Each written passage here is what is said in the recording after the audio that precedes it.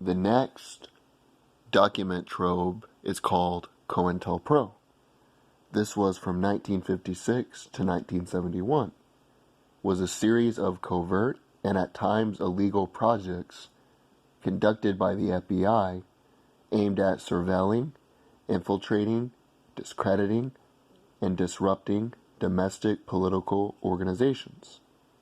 FBI records show that COINTELPRO resources targeted groups and individuals that the FBI deemed subversive, including the Communist Party USA, anti-Vietnam War organizations, activists of the Civil Rights Movement or Black Power Movement, Martin Luther King, Nation of Islam, the Black Panther Party, environmentalist, feminist, and animal rights organizations.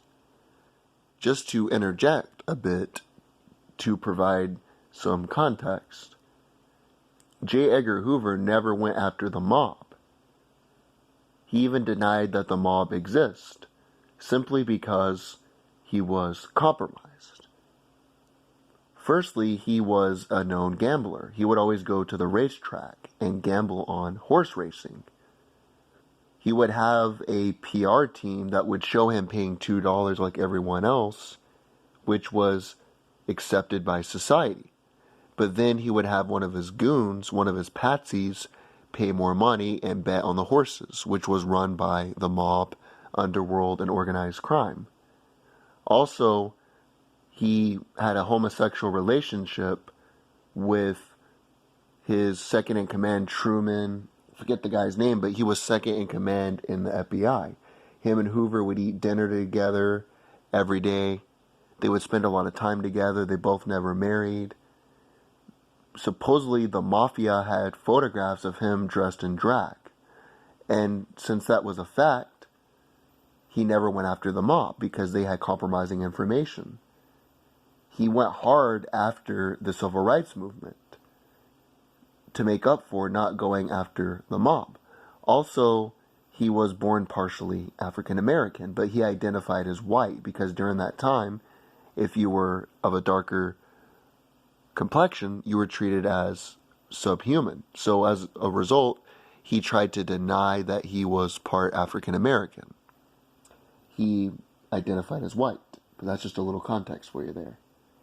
The FBI also financed, armed, and controlled an extreme right-wing group of former members of the Minuteman anti-communist paramilitary organization, transforming it into a group called the Secret Army Organization that targeted groups, activists, and leaders involved in the anti-war movement, using both intimidation and violent acts.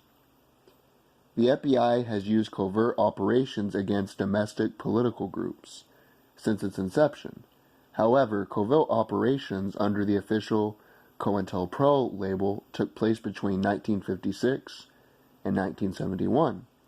COINTELPRO tactics are still used to this day and have been alleged to include discrediting targets through psychological warfare, smearing individuals and groups, using forged documents, and by planning false reports in the media, harassment, wrongful imprisonment, and illegal violence, including assassination. The FBI's stated motivation was protecting national security, preventing violence, and maintaining the existing social and political order. Beginning in 1969, leaders of the Black Panther Party were targeted by the COINTELPRO and neutralized by being murdered, assassinated, imprisoned, publicly humiliated, or falsely charged with crimes. Common tactics were perjury, witness harassment, witness intimidation, and withholding evidence.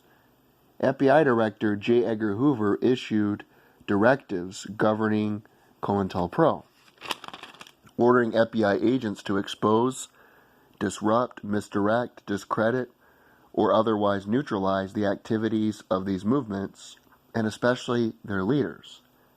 Under Hoover, the agent in charge was William C. Sullivan. Attorney General Robert F. Kennedy personally authorized some of the programs, although Kennedy only gave written approval for a limited wiretapping of Martin Luther King's phones on a trial basis for a month or so. Hoover extended the clearance so his men were en shellac to look for evidence in any areas of King's life they deemed worthy. Internal documents dated as late as 2017 showed that the FBI had continued to engage in similar programs by surveilling the Black Lives Matter movement. Centralized operation under Cointelpro officially began in August 1956, with a program designated to increase factions, cause disruption, and win defections inside the Communist Party USA. Tactics included anonymous phone calls, IRS audits, and the creation of documents that would divide the American Communist Organization internally. As October 1956 memo from Hoover reclassified the FBI's ongoing surveillance of black leaders, including at will COINTELPRO, with the justification that the movement was infiltrated by communists. In 1956, Hoover sent an open letter denouncing Dr. T.R.M. Howard, a civil rights leader, surgeon, and wealthy entrepreneur in Mississippi, who had criticized FBI inaction in solving recent murders and other African leaders in the South. When the Southern Christian Leadership Conference, an African American civil rights organization that was founded in 1957, and Martin Luther King was involved in this, Jesse Jackson, and Ralph Abernathy. The FBI began to monitor and target the group almost immediately, focusing particularly on leaders including Martin Luther King Jr. After the 1963 March on Washington for Jobs and Freedom, Hoover signaled out King as a major target for COINTELPRO. Under pressure from Hoover to focus on King, Sullivan wrote, "In the light of King's powerful speech, we must mark him now, if we have not done so before, as the most dangerous Negro of the future in this nation, from the standpoint of communism, the Negro and national security." Soon after, the FBI was systematically bugging King's home and his hotel rooms, as they were now aware that King was growing in stature daily as the most prominent leader of the civil rights movement.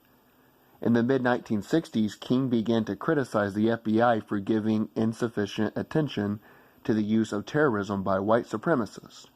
Hoover responded by publicly calling King the most notorious liar in the United States. The FBI sent King a suicide letter, and on November 21, 1964, suicide packages sent by the FBI that contained audio recordings, which were obtained through the tapping King's phone and placing bugs throughout various hotel rooms over the past 2 years. And it was created 2 days after the announcement of King's impending Nobel Peace Prize. The tape, which was prepared by FBI audio technician John Matter, documented a series of King's sexual indiscretions, combined with a letter telling him, "There's only one way out for you. You better take it before your filthy, abnormal, fraudulent self is bared to the nation." King was subsequently informed that the audio would be released to the media if he did not commit suicide prior to accepting his Nobel Peace Prize award. When King refused to satisfy their tactics, FBI Associate Director Cartha D. LaCouche commented a media campaign offering the surveillance transcript to various news organizations including Newsweek and Newsday. And even by 1969, FBI efforts to expose King had not stopped even though King had been dead for a year.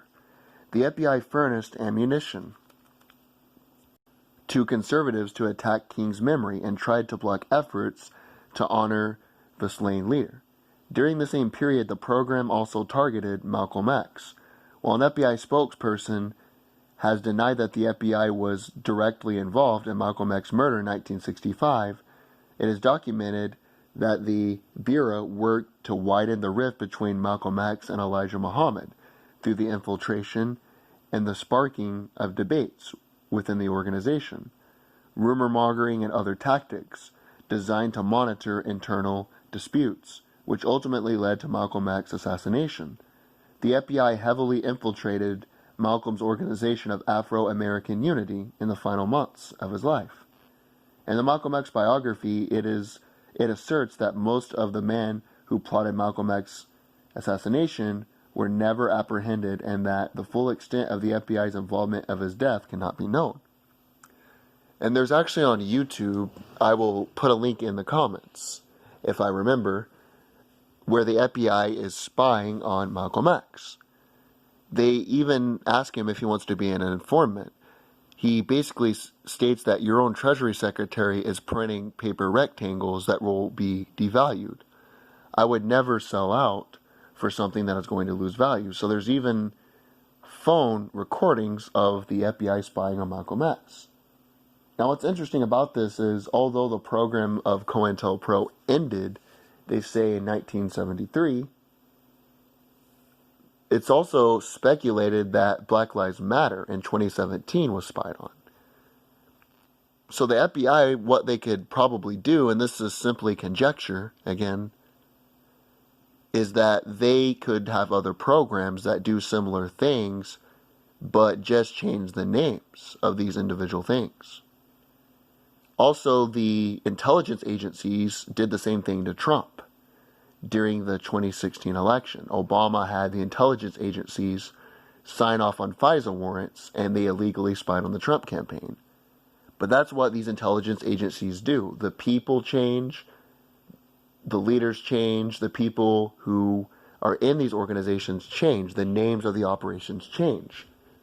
But anyone who is against the established order that has any sort of following, whether it's Malcolm X, Martin Luther King, Donald Trump, they are spied on, they are wiretapped illegally, so the FBI, the CIA, and the intelligence agencies can have power over them. Again, according to CNN and the corporate media, we're supposed to love these intelligence agencies. We're supposed to believe them. We're supposed to kiss their ass.